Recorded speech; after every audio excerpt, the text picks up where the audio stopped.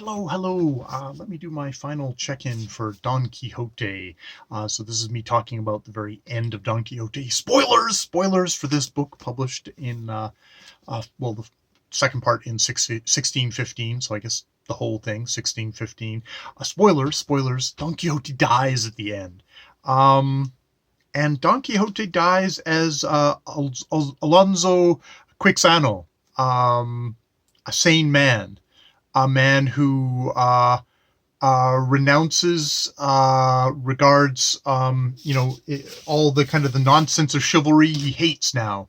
But his one regret is that he can't live longer to read books that would bring light into his life. So he may not die a knight, but he dies a reader still, still a reader at heart, which I take great comfort from. And who knows, maybe if he had lived longer, this is a deathbed conversion, I guess. Conversion from insanity to sanity, much kind of echoing kind of the deathbed conversion of somebody from like one religion to another, or from atheism to a religious belief. He has this kind of moment of he has an epiphany. We'll call it an epiphany because he dies a good Christian man, apparently. And indeed, the priest, when he talks about him dying, it's like you're dying in bed, the most peaceful kind of Christian death, which is definitely a callback to how Trot LeBlanc, the Castilian novel that was so beloved, I believe, by the priest, and that I've read, and I know how Trot LeBlanc dies, and he dies, and so like, oh, it's a good book where the knight dies in his bed, and it's like, yes, he does. It's a freaking bizarre book, though. So yes, he also dies in his bed. So he is a knight errant in that way, a Trot LeBlanc kind of knight errant, still a little subversive whisper there. And there's this last thing of like, not a last thing, but his this thing.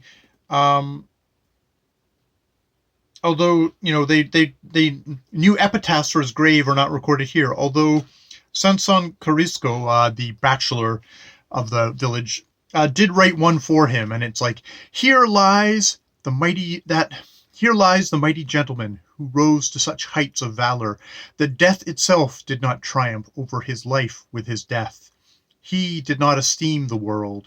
He was the frightening threat to the world in this respect, for it was his great and good fortune to live a madman and die sane. Which, it's like, live a madman and die sane. I don't know if that's actually advice you should actually take. I don't know if that's advice you should actually take in your world. I don't know if Don Quixote is exactly. He's someone. He's melancholy. He's someone I admire, but I don't think I would want to become Don Quixote any more than I would want to become Sancho Paz. I think in sometimes you think, okay, at my most my most delusional, I feel this way about something, you're Don Quixote. In your most foolish and dumbassness, were Sancho Paz's. Yeah, and I mean we continue to have the thing at the end here with his will that Cervantes still's digging into that false Don Quixote part 2 that was written, but also maybe also chastising himself of like, having written this second part and all the foolishness involved in it. Yeah, and just this whole thing of, he's like, Don Quixote is dead. Hands off of him. Careful, worthless idlers, let no one lay a hand on me, for this enterprise, O king, is reserved only for me. It's that kind of that ownership, the which is also just the affection of Don Quixote. I mean, there's just a thing at the end here where he dies as Alonso Quixano the Good, where it's like they weep and they cry, and it's like, regardless of how foolish Don Quixote was, he was a gentle, kind guy. and they mourn his passing. So yeah, yeah. Um, uh, just a lovely book. I wish it was longer. And I mean, it's one of these books that is longer because I can tell that there's so much in here that I can go back to and discover more and more as I go along. There's a reason why this has survived 400 plus years. Yeah, yeah, yeah. I think Altesdora, the teen maiden who pretends to love him to try and tempt him away from Dulcima, and at the end there is like annoyed with him. It's like, how dare you not fall in love with me? There's sort of like she's sort of bitter because it's like the trick that she's trying to play. He's virtuous to the end, which is got its own kind of foolishness of like you've got what's probably considered just the hot young thing in front of you that you could have, but it's like no, he has this ideal of this unseen woman, Dulcima, that he's never seen. He's never actually seen her. The closest he's gotten to is Sancho saying, "Oh, that peasant woman over there who could hop on a donkey really well, that's your Dulcima enchanted." But he never actually knows Dulcima. He's only got this Dulcina of his mind, which uh, in some ways bespeaks of kind of love in itself, of we love another, and it's like how far we can pierce through our own expectations, our own baggage, our own stuff to the actual person. And then sometimes get disappointed because when we see something else other than what our ideal is, we fall out of love again. That never happens to Don Quixote. I mean, that's definitely kind of a thing of chivalry and of unrequited love. Of you get Dante and Beatrice, who he, I believe, spotted from a distance, when he was a young guy, and that was his only kind of real connection to that kind of ideal. There's something of the imagination. You're falling in love with your imagination much more than you're falling in love with an actual person, a conception in yourself. Yeah, yeah. So it's a funny book, a silly book, a book with lots of just kind of pratfalls and humor, but it's also got just a lot of stuff in it that's very meta, very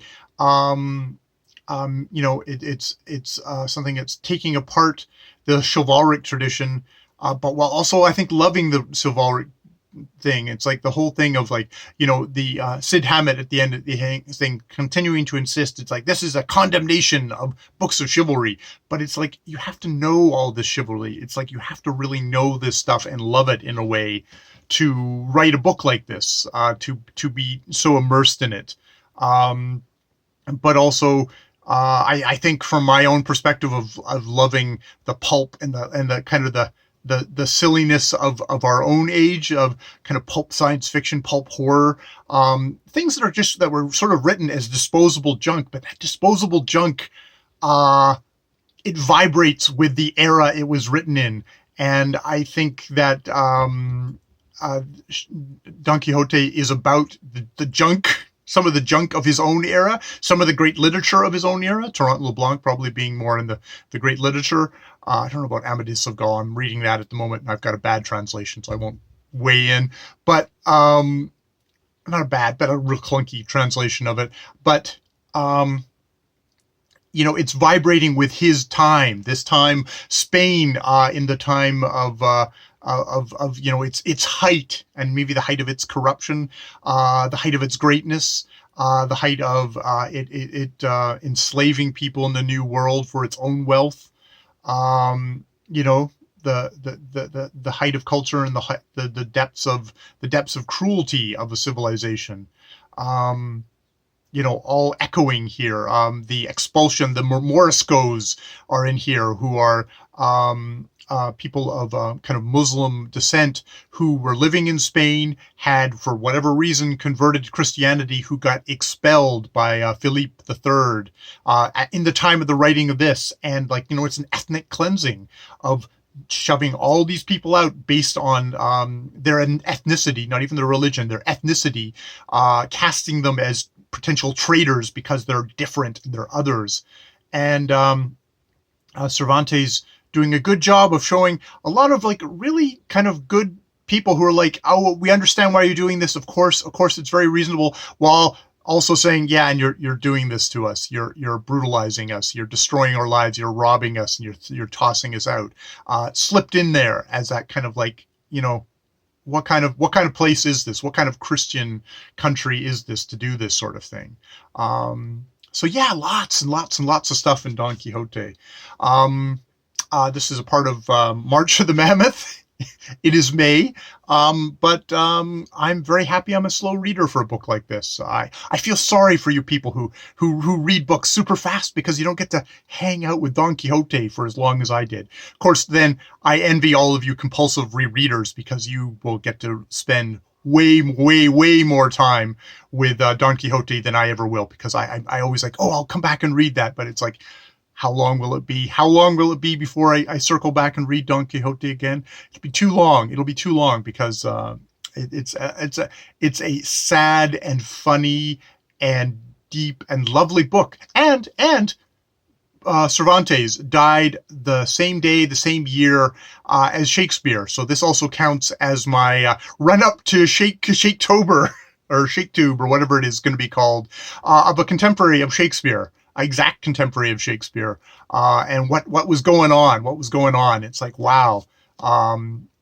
It's amazing that a book like this, which in a lot of ways feels so modern, was going on at the same time as something like Shakespeare, who is also, vibrates today. He's still vital today, but it's like, wow, this and Shakespeare together.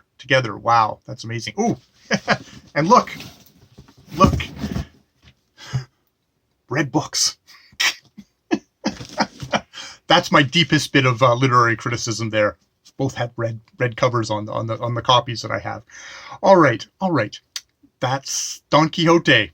If you're actually looking for an actual kind of good introduction to Don Quixote, definitely go check out Juan, the Bookish Islander. Bookish Islander, I think it is. Another islander, different island than my own, and see and check out his introduction to Don Quixote, because it is amazing. I don't know if this is actually a review or is just me doing my final wrap up. I don't know anymore. I'm confused. Considering how sporadic my output is, this could very well just be my review of Don Quixote. In which case,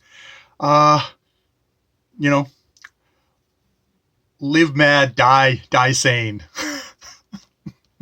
I don't think I'm going to put it on a bumper sticker. All right. More videos later.